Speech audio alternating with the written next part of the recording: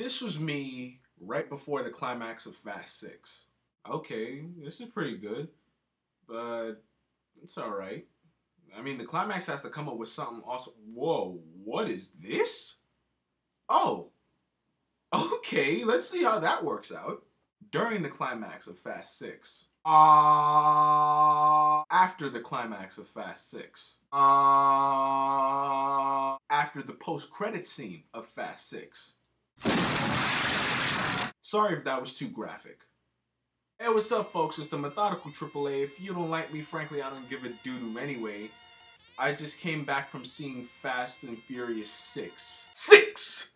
Which is kind of weird because they call it Fast and Furious 6. But Fast and Furious was the 4th film in the Fast and the Furious series. So why don't they call this the Fast and the Furious 6? I guess that would be too much words. We all know what it is though, even though it's technically the 5th, because Tokyo Drift comes after this. Trust me, Tokyo Drift comes after this. How was the movie? Well, it's it was awesome. It was hands down awesome. Like in the beginning of the video, I told you that, you know, before the climax of the film, I was like, okay, it's pretty good. Yeah, that was how I felt about it. And then there's like a little twist. What I mean by that is it doesn't compromise the integrity of the film. In fact, when you really start to think about it, it does kind of make sense. And I'm thinking, okay, they have to address that some way. And not with words, with action, you know. And then the climax of the film comes, and yeah, that's what I paid to see. That's what I paid to see. I love the climax of the film. The climax of the film is just awesome. I was watching, I was like, okay, this is awesome, but something else has to happen, and it's happening. My God, is anyone else seeing this? This is happening right now. Oh my God, this is awesome. I hope I'm not hyping it up to be like some god of action that no one would be satisfied by. I hope I'm not hyping it up to be. That's just me, because if you're anything like me, you will appreciate the climax of the film very, very much. I mean, how, like, I'm not spoiling it for you at all. I don't even think in the spoiler section I'll spoil it for you because I love it that much. Like, there are just two things I have to talk about. One of which is like, I wouldn't say it's gripes, it's just something that it's rather noticeable, okay? The first thing is, yeah, we all know that the Fast and the Furious series, it completely shits on the laws of physics. And there's this one scene where Dominic Toretto, Dom, he jumps out of his car to save someone, and both of them end up unharmed. It's really difficult for me to explain it without spoiling it, but it's just, Dom turned into Superman for a second. Seriously, he went Superman status. I swore I saw a cape. I swore I saw a cape. Now, me and my friend, like, we were joking, like, before he jumped out of the car, Dom inhaled some Nas from the Nas tank.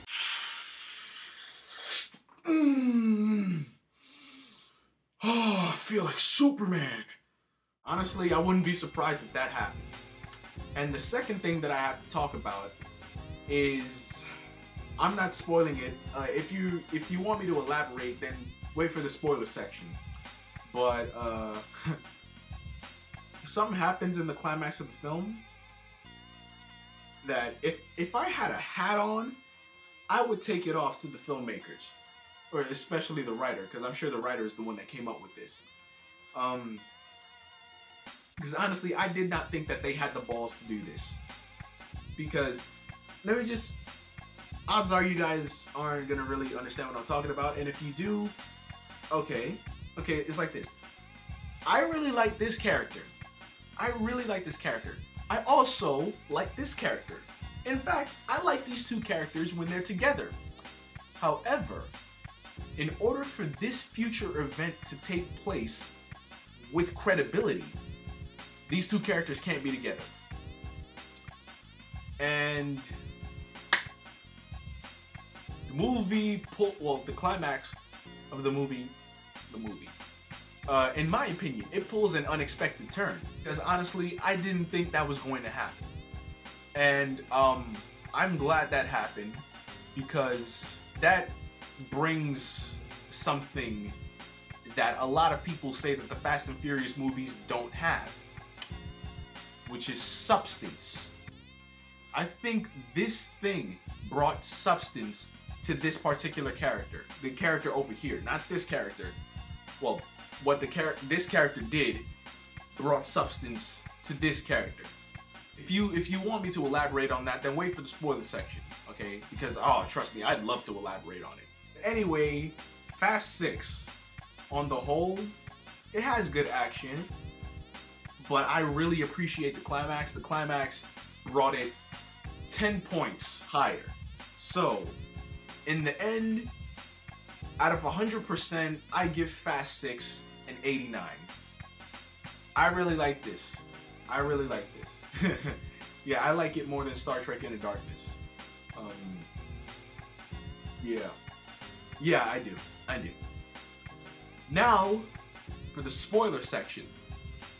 As I said in my other videos, if you don't want the movie to be spoiled for you, then please leave right now, okay? 3, 2, 1. Spoiler talk. Remember those two characters that I said that I liked? Yeah, I was talking about Giselle and Han. Yeah, those two. At the end of Fast 5, I always thought that they got together out of convenience. It was like, okay, yeah, like these are two good-looking people. And might as well get together. But I never thought that they were gonna stay together. For obvious reasons, because, spoiler alert for Tokyo Drift, if you haven't seen Tokyo Drift, then what are you watching this video for anyway? But anyway, in Tokyo Drift, Han unfortunately dies, and Giselle is nowhere to be seen in that movie, so I always thought that in between films, Han and Giselle broke up. Yeah, like, I always thought that that would be the case. And I was watching Fast 6, and Han brought up the prospect of settling down. And I was thinking, oh, you shouldn't have said that. Here comes the beginning of the end. You two are gonna break up. She's gonna react negatively to that. No, she didn't. She was actually on board with the idea of settling down with Han. And I was like, okay, but this still ain't gonna last though. We on it. And then Tyrese's character Roman, he talks to Han, and he's like, dude, you're in love. You are in love. Oh snap! Do I hear wedding bells in the distance? And I was still thinking that. I was like, okay, where are they going with this? I'm still not sure where they're going with this, because I know Han is alone. I mean, in Tokyo, he's picking up numbers from random chicks. I don't think Giselle would like that very much, but hey, Giselle ain't that. She ain't in that movie. And during the climax of the film, Giselle makes a choice. And I saw it in her eyes. I was like, no, she's not doing it. She's not doing it. She is not doing it. Cause like the cars, like they were it's a long story, but they were hanging off of a plane, and they were like rather high up, and Giselle was about to fall, and Han got her, and this guy was about to shoot Han. Well, I don't know if he was about to shoot Han or her, but she makes a choice, and as I said, I saw it in her eyes. I was like, they're not doing this. They are not doing this. But yeah, they did it. They killed Giselle. Well, she went out like a boss. She let go of Han. She was like, boom. That really didn't do anything because the guy was still alive. I guess Han needed a punching bag for his eventual angst because Giselle is dead. Oh snap! Yeah. And because Giselle is dead, Han becomes a shell of the person he once was. And what's even more heartbreaking is the fact that both Giselle and Han were talking about going to Tokyo, and of course Han is on a quest to Tokyo as, I guess, you know, as a tribute to Giselle, and we all know what awaits him when he gets there. For those who say that Fast and Furious movies have no substance, there's your substance. That was, I didn't expect that. As I said, if I had a hat, I would take it off to the writer, because I didn't think you had enough balls to do that. But yeah, you did. You did. I really like that. Well, I don't like the fact that she's dead, but I like the fact that you did that, because that brings credibility in here, in my opinion. And since I'm talking about Han and Giselle, I might as well talk about the post-credit scene. Remember this scene?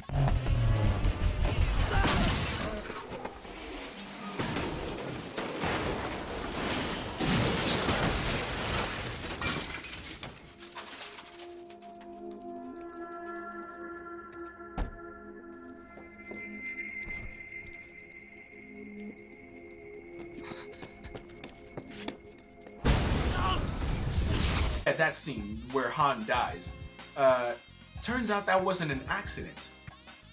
Turns out that the guy who crashed into Han was the brother of the main villain of Fast 6. And who is the guy who crashed into Han? Jason Statham. Oh my god, Jason Statham is gonna be in Fast 7. As I said, the theater went wild. The theater went wild.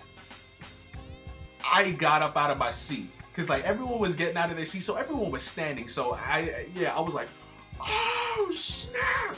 Well, I didn't say oh snap. I'm putting the I don't feel like cussing to the max right now because it's 1:07 in the morning. So yeah, and he did that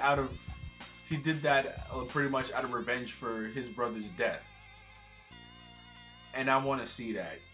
Because honestly, I was waiting for a movie to come after Tokyo Drift, because all of these movies were prequels.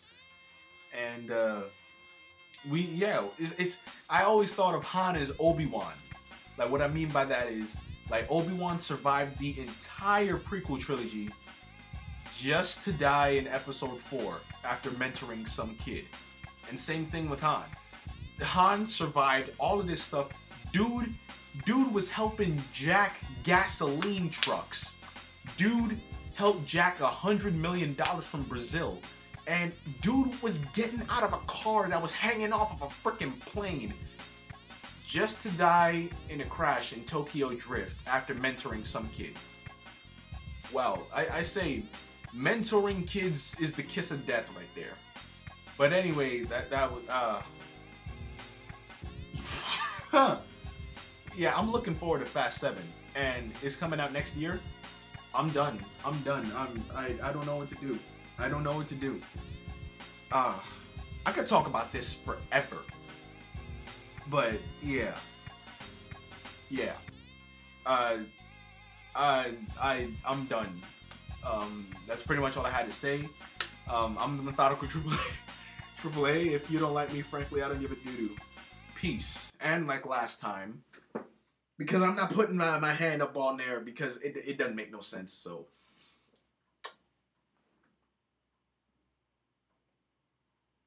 That was rather appropriate.